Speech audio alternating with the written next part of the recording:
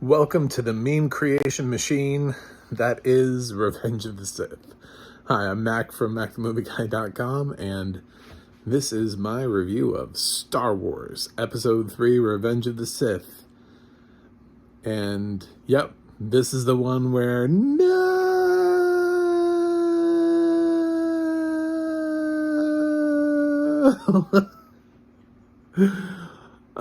when that was a thing? Everybody just put that into everything. Oh, those were good times. And I literally had forgotten about it. And then it happened at the end of the movie, and I was like, oh, of course. That's where that came from. Yeah, I'm a blind film critic, so this is sort of like an interesting review for you if you clicked on me and you're like, why is this guy doing Star Wars reviews in 2022? And it's like, well, I wanted to get the audio description checked out because I hadn't seen all these movies with audio description yet. And Obi-Wan's coming. Obi-Wan Kenobi with Ewan McGregor. Man, if we had told ourselves as kids that there would be an Obi-Wan Kenobi series, could you imagine? Anyway, trying to make my review shorter. So Revenge of the Sith, it's Revenge of the Sith. I'm assuming that you kind of know what it is. It's been out since like 2005. If you don't, it's the continuation of the story from episodes 1 and 2, which is how Darth Vader came to be, basically. Anakin Skywalker continues to be a raging douchebag, and Hayden Christensen continues to not know what a script is, how to deliver a line, and Lucasfilm continues to refuse to hire an acting coach for him. And that's basically Revenge of the Sith. No, there's more to that. You know, I mean, obviously Ewan McGregor is doing his good thing as Obi-Wan, and this is where Ian McDiarmid really gets to, give us his best as Palpatine, and we get some good stuff here. Samuel L. Jackson really has some standout moments here finally. And there's even less Jar Jar. There's the first 3 films just give you progressively less and less Jar Jar. So,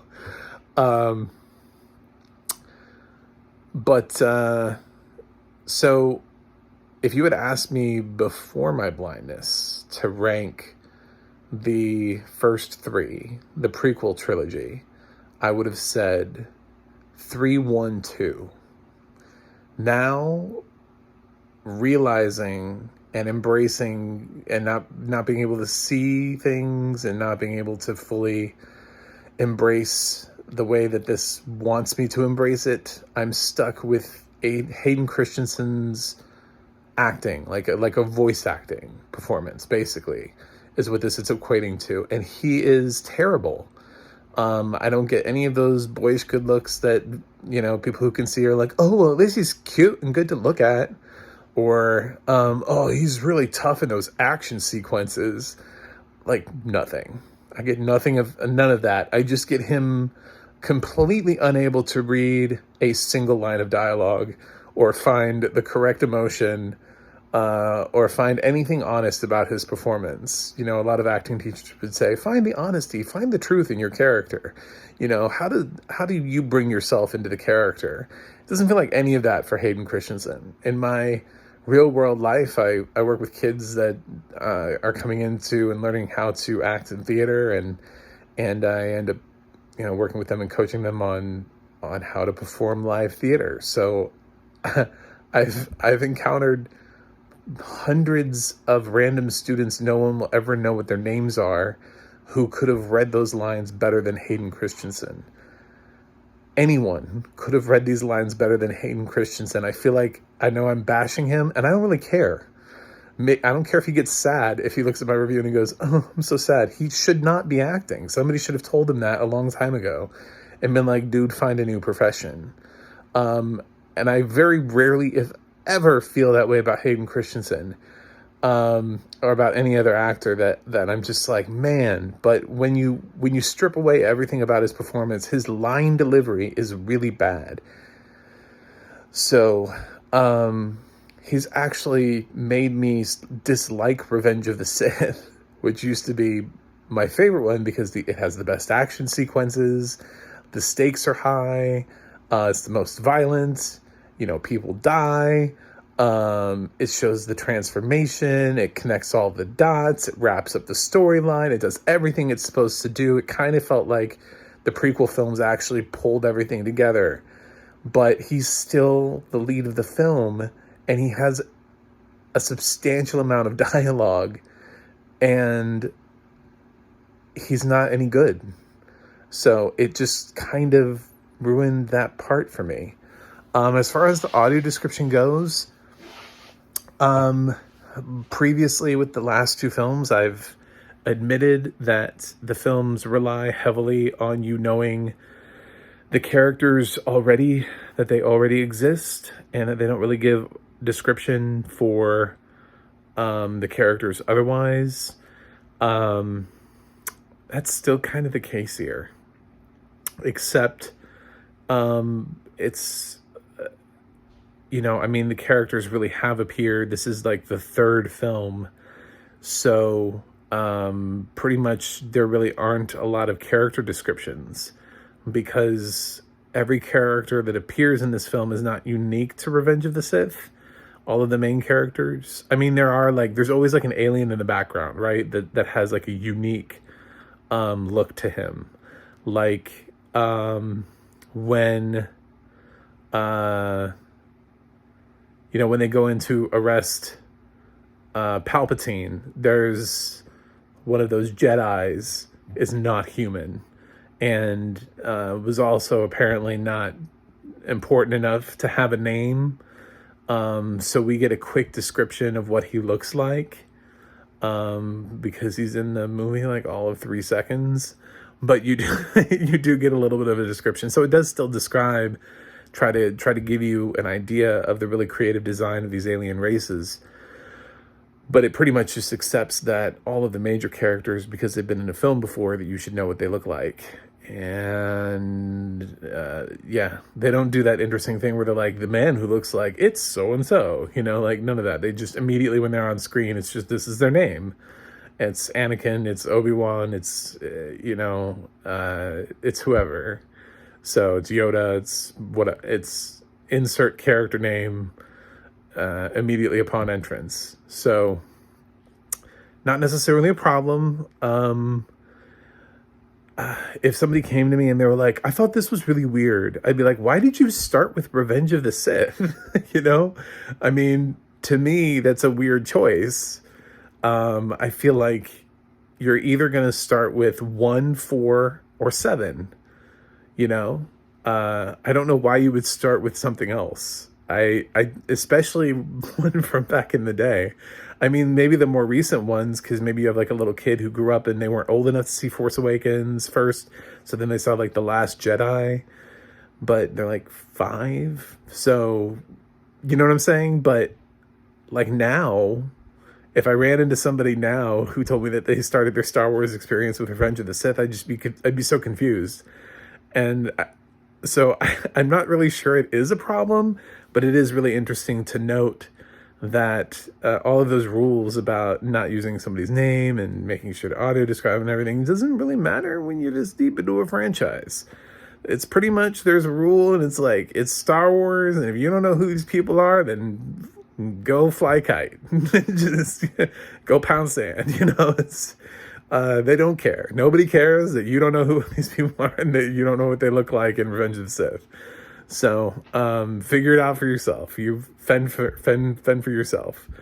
But yeah, it's great. It just otherwise, it's just like the action sequences are really well described. I remember the final battle between Anakin and Obi-Wan, and that was brutal, and it's described really well here. And then the juxtaposition between what he's going through and what Padme is going through, which is, of course, is like ruined by that crazy no that no. It's like, why did you leave that in there?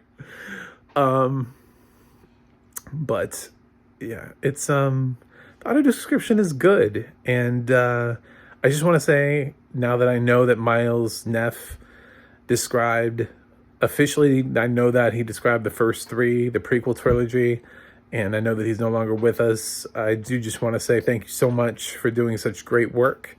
I really enjoyed his voice, his audio description. He was really committed. He made it an enjoyable rewatch. Even for three films that I don't quite love, I liked his audio description, and I hope I continue to randomly discover films that he's a narrator on. So, rest in peace, Miles Neff. But, and thank you for contributing to our goal of getting audio description out to people. So on Disney Plus, you can check it out. Don't make this the first Star Wars film to check out, especially if you've never seen a Star Wars film before, because you need to get the descriptions from other films.